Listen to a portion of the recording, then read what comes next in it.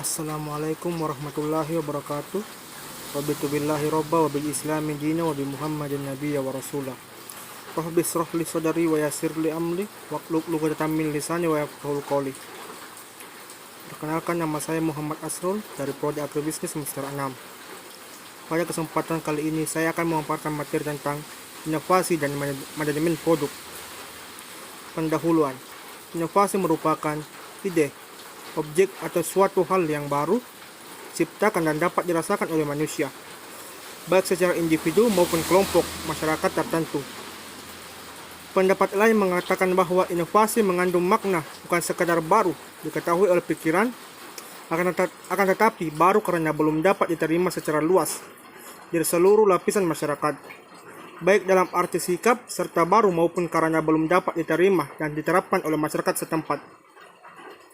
Pertanian merupakan bagian yang tidak dapat dipisahkan dari kehidupan manusia, karena pertanian adalah kegiatan manusia untuk mengembangkan reproduksi hewan dan tumbuhan yang bertujuan agar tumbuhan dan hewan tersebut dapat berkembang atau menjadi lebih baik lagi dalam memenuhi kebutuhan hidup manusia.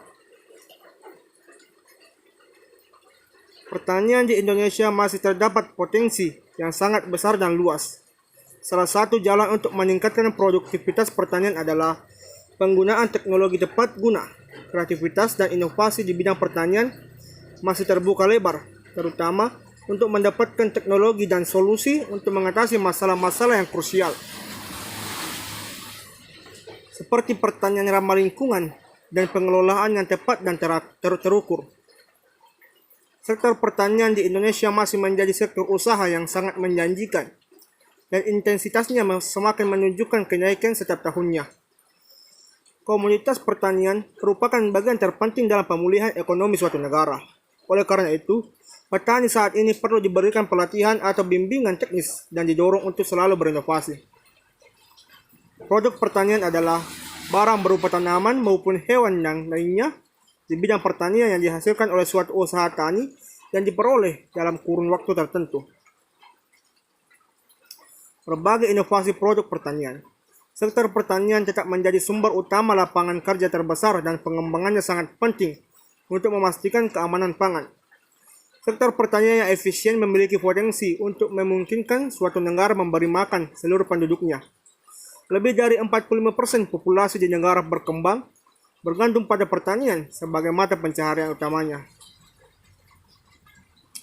Pertanian merupakan kegiatan untuk penyajian pangan bagi manusia, baik pangan yang mudah didapat oleh konsumen maupun pangan pendukung dari produksi yang lain.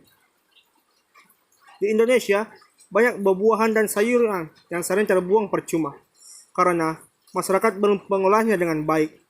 Pada saat panen raya, banyak buah dan sayuran yang melimpah dan terbuang percuma, karena mudah busuk dan rusak.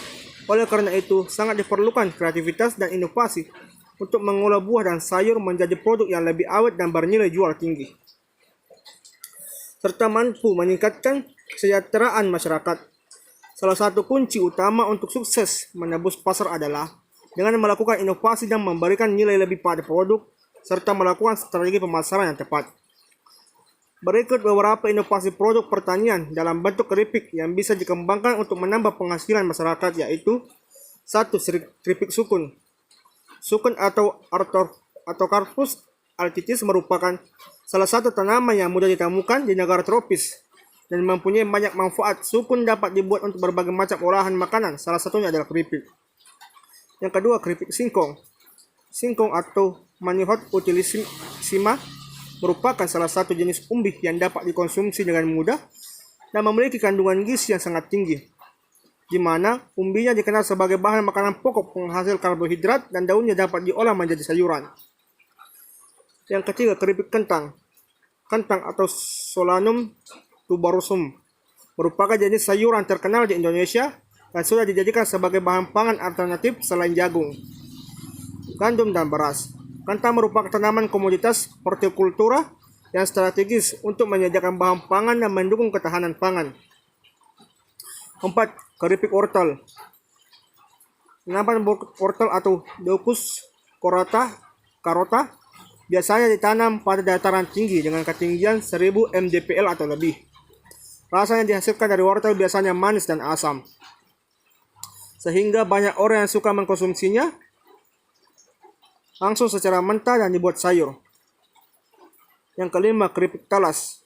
Tanaman talas banyak tumbuh secara liar di Indonesia. Tanaman talas yang dimakan adalah umbinya, karena mengandung karbohidrat yang cukup banyak. Yang keenam, keripik nangka. Nangka adalah tanaman yang berasal dari hutan hujan tropis. Nangka merupakan salah satu tanaman buah-buahan asli Indonesia yang banyak dibudidayakan masyarakat. Yang terakhir, keripik mangga. Tanaman mangga merupakan salah satu tanaman yang paling banyak dibudidayakan, baik secara pribadi maupun untuk tujuan komersial, karena memiliki nilai ekonomis yang tinggi. Faktor penghambat inovasi produk pertanian.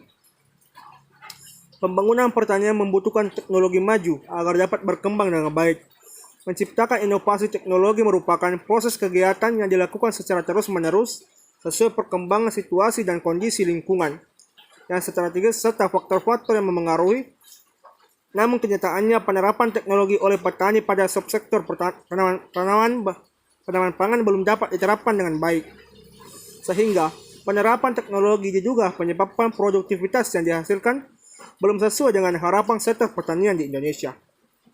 Tidak pernah lepas dari permasalahan setiap tahunnya yang sering membuat petani mengalami kesulitan. Menurut Financial, bahwa terdapat 5 masalah besar yang menjadi masalah pertanian di Indonesia, yaitu: yang pertama, menurut kualitas dan kuantitas sumber daya lahan pertanian. Yang kedua, terbatasnya aspek ketersediaan infrastruktur penunjang. Yang ketiga, kelemahan dalam sistem alih teknologi. Keempat, terbatasnya akses layanan usaha permodalan. Yang terakhir, mata rantai tata niaga pertanian yang panjang. Setelah materi yang sempat saya paparkan, lebih dan kurangnya mohon dimaafkan. Billahi fisabilillah haq, wassalamualaikum warahmatullahi wabarakatuh.